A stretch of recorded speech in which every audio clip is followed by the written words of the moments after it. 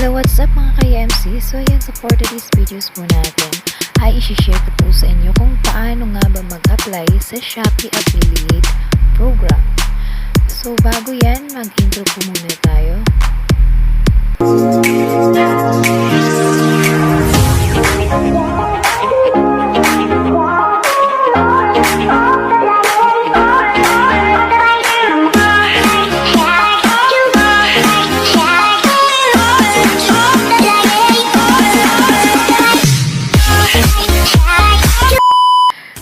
So ano nga ba ang Shopee?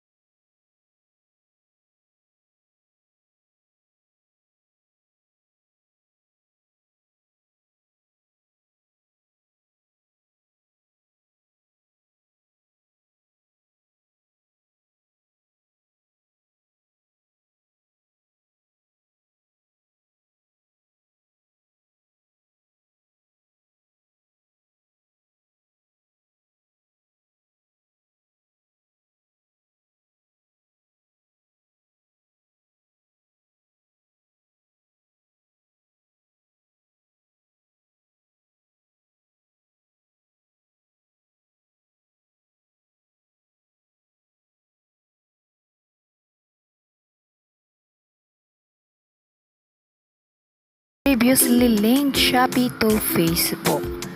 Then so ayan, balik tayo. Then so ayan, so at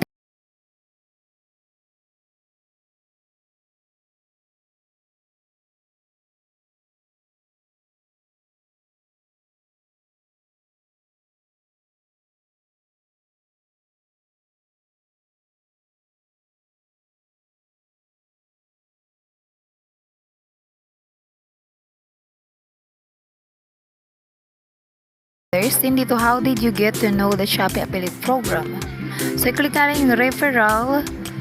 Ayan, referral code. So ayan, pwede nyo gamitin ang aking referral code ZQJPLPG. Then after nyan is click nyo yung I hereby declare, and then I Then ayan, I agree to Shopee Affiliate Program. Then i-click natin yung submit. So ayan, thank you for your application. Your registration has been received and will be reviewed by Shopee team. This process usually takes a few days. Rest assured that we will get back to you within 5 business days. And notification will be sent to your email. So ayan, tapos na tayong mag-apply. Wait na lang natin siyang ma-approve within 5 business days. And after nila mag-review is mag-i-email sila sa'yo. At ayan yung lalabas, welcome Shopee Ambassador. So ayan, approve na tayo niyan. So ayan, paano naman tayo mag-promote ng product ng Shopee? So ayan, punta tayo sa ating Shopee app. Ayan, i-click lang natin yan. And then dito sa ating Shopee app, i-click natin ang ating profile and then roll up, ayan, makikita natin yung affiliate program. So lalabas yan once na na-approve na po kayo sa Shopee. Then ayan, kita nyo may nakalagay dyan niya, please complete your payment and tax info to receive commission. Punta po muna tayo sa ating account para i-edit natin ang ating payment and tax info. Then dito ay click natin ang payment settings. Then ayan, kailangan nating fill up ng ating beneficiary info, bank info at tax info. Then ayan, account type is local individual, age adult, the payment currency is PHP and beneficiary name, beneficiary phone number. Then after nyan, i-click ang next. Then dito i-edit natin ang ating bank info. Ayan, bank name, bank branch name, bank address, bank account name, bank account number, and then proof of bank account. So yan guys, so as you can see, automatic nang nasa bank name ang C-Bank Philippines Incorporation. So kailangan meron po kayong C-Bank account. So paano nga ba magkaroon ng C-Bank account o paano mag-open ng account sa C-Bank? Meron pa akong video tutorial about yan, so pwede nyo po itong panoorin. Nasa description box po ang link or meron din po yung sa dulo ng video na ito. Pwede nyo po itong panoorin pagkatapos ng video na ito. So yan guys, so ang ilalagay natin na bank branch name ay Bangko Laguna INC or Incorporation Rural Bank since 1965. Then sa ating bank address naman, ilalagay natin ay 32 Rizal Street, Barangay Poblacion, Pagsanhan, Laguna. Then bank account name ay kukunin natin yan sa ating bank ay C-Bank Info, pati na rin ang bank account number. Dito sa ating proof of bank account ay kailangan lang natin mag-screenshot sa ating profile ng ating C-Bank account. Nakita yung ating name at ang account number. Screenshot lang natin yan, then i-upload natin dito. By the way pala mga ka-IMC, so paano ko nga ba nakita, nalaman yung bank branch ng C-Bank?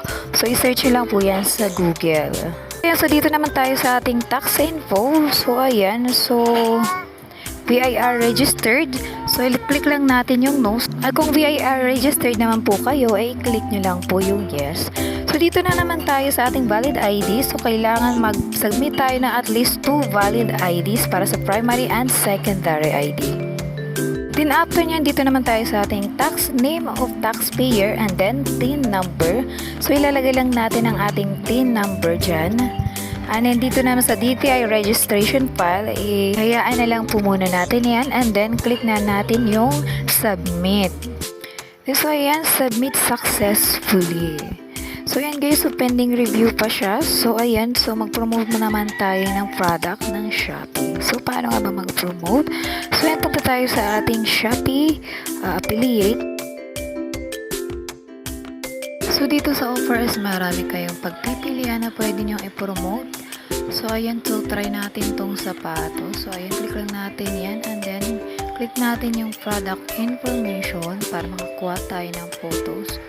Then ayan, click natin yung picture. Then screenshot lang tayo ng gagamitin natin to promote. Then ayan, i-back natin and then click natin yung share to earn.